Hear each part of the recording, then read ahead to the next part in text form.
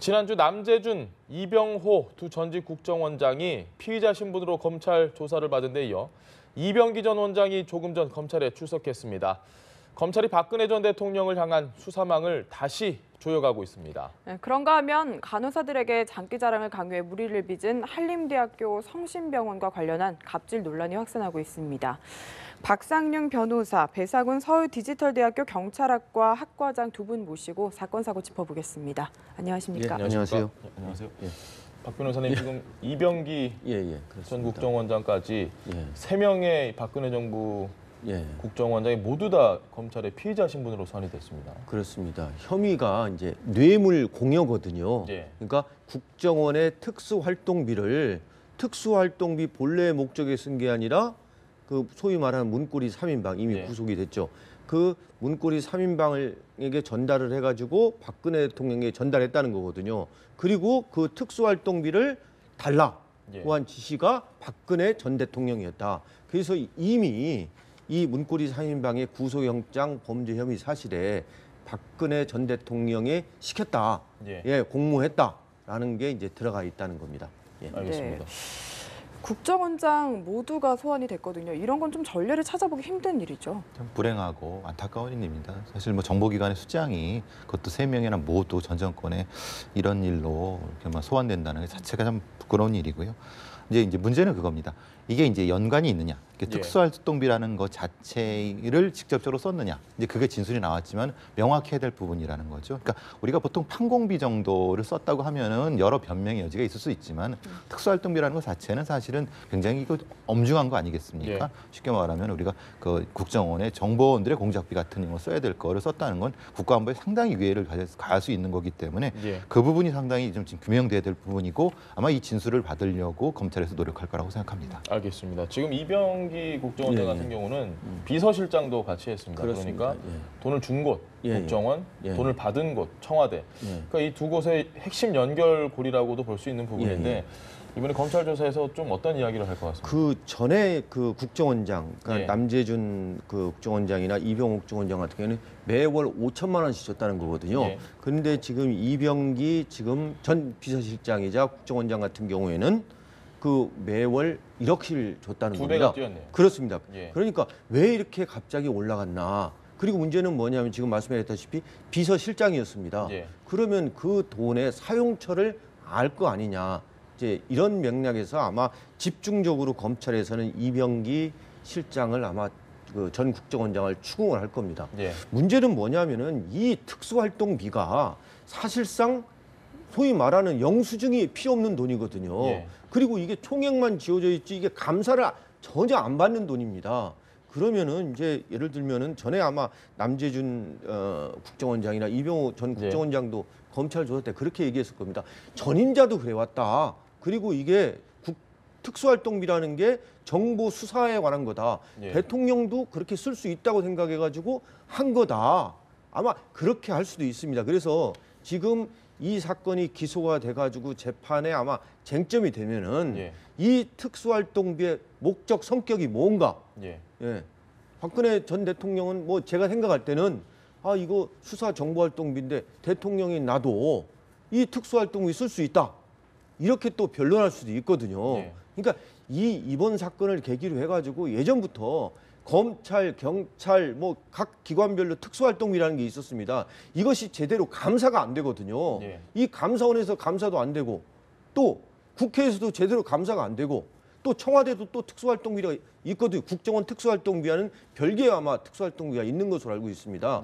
그래서 이 특수활동비에 대해서 앞으로 예산 편성 단계부터 집행 내역까지 좀 철저히 감사하는 시스템으로 좀 바뀌어져야 할 것 같습니다. 알겠습니다. 근데 박 교수님 이게 그 저희가 법리적으로 봤을 때 국정원이 청와대의 특수활동비를 뭐 상납했다는 이야기는 하지 않겠습니다. 그냥 건넸다. 근데 이게 뭐 모든 기관에 걸쳐서 관례적으로 됐었고 근데 이게 불법적인 것에 사용이 됐다는 건 검찰이 결국 입증을 해야 되는데 지금 말씀하신 것처럼 사실 입증이 쉽지 않은 돈이라면 결국은 죄가 안 될 가능성도 높은 거네요. 그러니까 이제 이게 국고 손실이라는 제명을 이제 쓸 수도 있거든요. 지금 대가 관계입니다. 과연 국정원에서 특수활동비를 대통령에게 건넨 것이 그 과연 국정원 원장이나 또는 뭐 이런 사람들이 어떤 대가 관계가 무슨 대통령한테 대가 관계가 있을 것이냐. 예. 이 부분이 아마 제가 알기에는 이 특수활동비를 대통령한테 건넨 것과 관련해 가지고 아마 최초로 기소된 걸로 알고 있어요. 기소할 것으로 알고 있습니다. 예. 그래서 앞으로 재판 과정에서 제가 볼 때는 치열한 법리 공방이 있을 것 같다. 이게 이제 관행이다. 또 이렇게 주장할 수도 있고 대가 관계 과연 이 대가 관계가 어떤 대가 관계냐? 돈을 줌으로 인해 가지고 이 국정원장을 계속해서 유지하는 어떤 대가였다. 예. 이렇게 보기에는 대가 관계 입증이 상당히 좀 무리가 있죠. 무리가 있습니다. 그래서 예. 이 부분이 앞으로 재판 과정에서 치열한 법리 공방이 있을 것이다. 지금도 나오는 얘기가 이거 통치자금이다. 예. 이렇게 지금 얘기하는 경우도 있거든요. 근데 통치자금이라는 것은 이건 말이 안 되는 거지 않습니까? 합법적으로 정해진 예산 항목에 정해진 항목에 의해서 하는 거지. 어떻게 수사 공작비 명목으로 예. 사용하라고 준 이 특수활동비가 대통령한테 건네줄 수 있겠습니까? 그래서 예산의 어떤 전용이라든가 이런 쪽 아니겠냐. 그러니까 승인을 받지 않고 쓴 예. 이런 면에서는 불법일지 몰라도 과연 대가 관계가 있는 돈이냐 아니냐 이 부분은 나중에 재판에서 치열한 공방이 있을 거라고 생각합니다. 알겠습니다. 네. 그런데 지금 상황을 보면요. 문고리 3인방에 이어서 지금 전 국정원장 2명도 다 대통령의 지시가 있었다. 이렇게 진술하는 상태거든요. 이병기 전 국정원장은 어떻게 이야기를 할 거라고 보십니까? 뭐 같은 맥락으로 할 겁니다. 만약에 말씀드리면은 관행적으로 했다. 그리고 이제 그것을 이제 대통령이 쓰라고 했다라고 하는데 결국은 박근혜 전 대통령의 입에 문제가 되겠죠. 그러면 문제는 이제 박근혜 대통령께서 뭐 말씀을 안 하신다. 그러니까 진술을 거부하신다. 이럴 때 그 검찰의 전술이 방법이 뭐냐? 사실 이 부분이 사실은 걱정이 되는 부분입니다. 뭐냐면은 방문조사, 뭐 소환 조사는 거부한다고 하면 그럼 방문조사를 할 수가 있느냐? 어떤 방법을 할 것이냐? 이런 부분들이 이제 지금의 그 논란의 끝에 그 부분이 있다는 것이죠. 알겠습니다. 주제를 좀 바꿔보겠습니다. 예, 예. 지금 아주 뜨거운 이슈가 예, 예. 이 성심병원에서 예. 간호사들에게 장기 자랑을 예. 하도록 했는데 좀 선정적인 옷을 입고 조금은 선정적인 안무들이 들어가는 걸 강요를 했다. 좀 충격을 주고 있습니다. 상식적으로 쉽게 납득이 안 되는데 얘기를 좀 해주신다면. 문제는 이 성심병원 체육대회에 이런 행사가 이루어졌다는 겁니다. 그럼 체육대회 때 간호사들이 어떤 선정적인 춤을 추도록 해가지고 아마 체육대회 때 아마 이게 뭐 응원 점수라든가 뭐가 있었을 겁니다. 그럼 이렇게 하도록 지시한 사람이 누구였는가? 그리고 여기에 동원된 간호사들이 어떤 자발적으로 했느냐? 하기 싫은데 점수 그 심사위원들로부터 점수를 갖다가 높게 받기 위해서 이렇게 하라고 시켰느냐? 또 하나는 문제는 뭐냐면 저런 그 화면에 나오도록 춤을 추려면은 일과 시간 후에 별도로 해야 되거든요. 그러면 그 시간 연습 시간 이것도 제가 생각할 때는 어떤 체육대회라는 어떤 공식적인 행사를 위해서 동원된 겁니다. 그러면 이에 대한 임금도 줘야 되거든요. 그런데 우리 사회에서 아직까지 이런 거에 대해서 제대로 이 목소리를 못 냈다는 겁니다. 이거에 대해서 불평하고 권리를 주장하면 싫다고 하면은 어떻게 되겠습니까? 불이익이 그렇죠.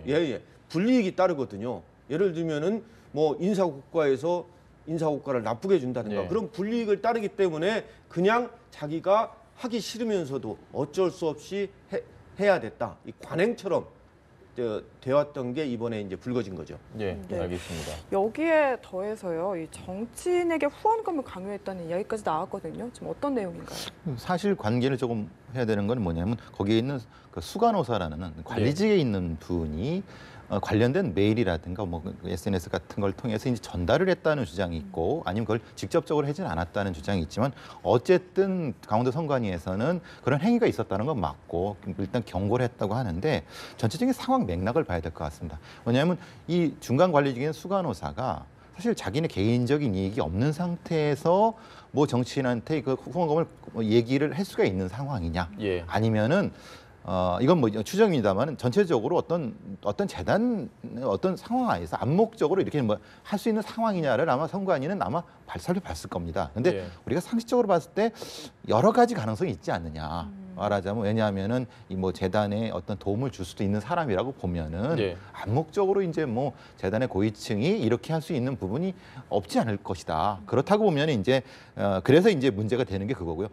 수강으로 정도가 그걸 뭐 폄하하는 건 아니지만은 뭐 정치 자금을 내라고 개개의 간호사들한테 할 수 있는 그 부분은 사실은 상식적이지 않지 않습니까? 예. 그 부분이 사실은 좀 규명이 돼야 될 부분이라고 봅니다. 알겠습니다. 지금 저희가 영상에서 계속해서 이 장기자랑 모습을 보여드리고 있는데 이게 변호사님께서 말씀하셨던 것처럼 시간 외 근무일 수 있는 그렇습니다. 부분. 근데 저는 조금 심각하다고 생각하는 게 뭐 장기자랑 남자들한테도 저희도 뭐 하면 뭐 준비도 또 해야 되고 이럴 수도 있고 그냥 일반적인 거면 모르겠는데 저런 식으로 옷을 굉장히 짧은 팬츠 같은 것과 나시 같은 것을 입고 이런 모습들을 보면 이게 성과 굉장히 좀 밀접한 관련이 있다. 이 성적으로 차별을 받는 거 아니냐. 좀 성적으로 뭔가 강압적인 행동을 요구하는 것 같은데 이런 건 좀 폭력이라고 볼 수 있지 그러니까 않을까요? 병원에서 항상 뭐 매월 월일에 성희롱 예방 교육을 받습니다. 아마 저 성심병원에서도 그런 예방 교육을 받았을 겁니다. 문제는 뭐냐면은 저런 체육대회 때 저러한 것을 시키도록 한 사람은 저렇게 해야만이 체육대회 때 심사위원들한테 점수를 좀 많이 받을 수 있다. 아마 이렇게 하지 않았을까. 또 이 병원이라는 이 시스템이 아시다시피 뭐 펠로우도 있고 레지던트도 있고 인턴도 있고 또 각과별로 이 상하관계가 엄격합니다. 그런데 문제는 뭐냐면 이런 데가 스트레스가 많다 보니까 병원에서 제대로 또 뭐냐면은 근무를 했음에도 불구하고 수당을 잘 안 챙겨준다는 겁니다. 예를 들면 내가 시간에 근무하고 야근 근무하고 또 아까 보니까 그 임산부에게도 임산부는 원래 근로를 시키려면은 고용노동부의 승인을 받아야 되거든요. 그런데 임산부 동의서만 받고 그럼 말이 동의서지 그게 사인을 해줄 수밖에 없거든요. 만약에 그걸 안 하게 되면은 인사상의 불이익을 당하거든요. 그래서 고용노동부에서 근로감독관이 있는데 고용노동부에서 좀 이런 데에 특별 근로감사 이 성심병원뿐만이 아니라 다른 병원도 그렇게 해야 되는 거 아닌가. 저는 보건복지부도 문제가 있는 게 보건복지부 이 문제가 되니까 어떻게 했습니까? 그냥 공문을 하나 내려가지고 앞으로 재발방지 촉구토록 해라.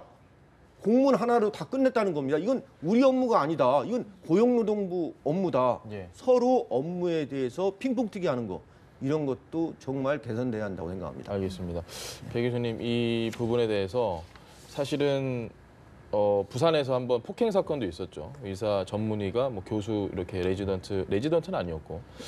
그러니까 이 말씀하신 것처럼 병원이라는 조직이 굉장히 좀 이렇게 외부에서는 접근하기 힘든 위계 질서가 탄탄한 구조인 것 같은데 지금 이 부분도 어찌 보면 이게 외부로 알려지기 힘든 그런 사안들이 맞물려 있는 거라고 보면 될까요?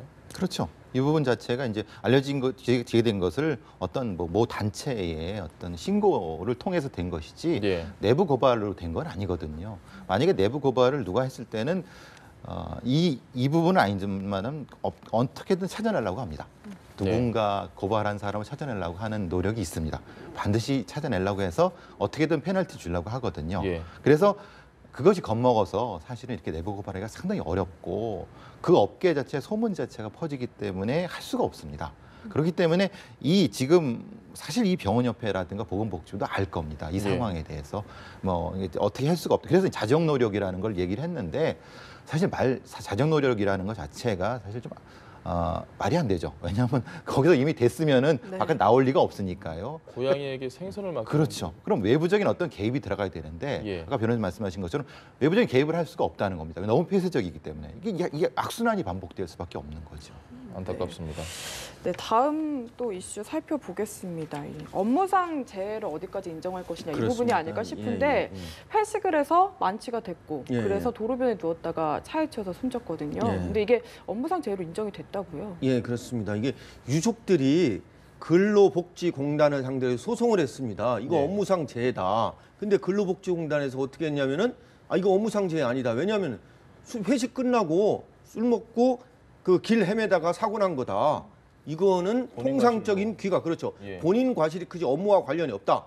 이렇게 판정을 했는데 유족들이 이에 불복해가지고 다시 법원에다 소송을 했습니다. 법원에서 어떻게 판단했느냐? 이 회식의 목적이 뭐냐?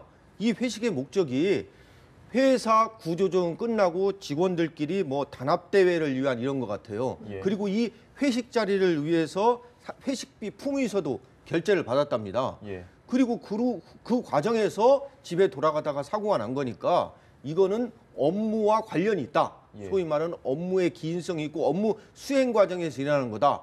그래가지고 이 법원에서 유족들의 손을 들어준 겁니다. 그래서 앞으로 회식할 때는 진짜 회식의 목적, 예. 저는 그것도 한번 결제를 내야 한다고 생각합니다. 이게 아마 회식비 결제라든가 이런 게 없었으면은 과연 이게 그 업무상 재해로 인정됐을까? 인정되기가 좀 어려웠다고 저는 생각합니다. 알겠습니다. 저희도 뭐 일하다 보면 술을 굉장히 많이 먹는데 회식이 매번 결제를 하려고 하면 사실상 불가능한 일도 많고, 그리고 유족에게는 굉장히 안타까운 일인데 이 법원에서 어쨌든 전제 조건을 달았습니다. 결제라는 그 품위서가 들어가고 이랬던 부분을 달았다는 건 그 이외에 많은 회식은 사실 업무상 재해로 인정받기 힘들다고 보면 될까요? 관행상 이제 근로복지공단에서는 이걸 인정해 주는 것보다 인정해 주지 않는 쪽이 가장 많죠. 왜냐하면 이걸 한번 이 정도 인정해 주게 되면 전체적으로 이걸 개개로 열거를 해야 될 부분이 되기 때문에 그렇거든요. 그래서 이제 보통은 이제 그 사법부의 판결을 통해서 이제 사후적으로 해결하는 부분이 있습니다. 근데 요거는 조금 좀 부족한 부분이 있겠죠. 아무래도. 왜냐하면은 우리 사회 관행적으로 어디까지가 회식 자체가 회사의 업무라는 건 우리가 다 알고 있는데 그걸 꼭 다시 또 사법부의 판결을 받아야 되는 부분에 대한 부분은 이걸 그 선제적으로 다른 쪽으로 해결할 부분이 좀 없지 않을까라는 걸 판단해 봐야 될 것 같습니다. 단순히 침묵이 아니라 회식의 목적이 어떤 회사의 어떤 업무와 관련한 것이다. 이런 거를 좀 근거 자료를 마련해 놓으면서 좀 회식하는 것도 중요하다고 생각합니다. 네, 오늘 직장인분들 이 얘기 잘 새겨 들으셔야 할 것 같습니다. 지금까지 박상윤 변호사 그리고 배상훈 학과장과 함께했습니다. 오늘 말씀 잘 들었습니다. 네, 고맙습니다. 감사합니다.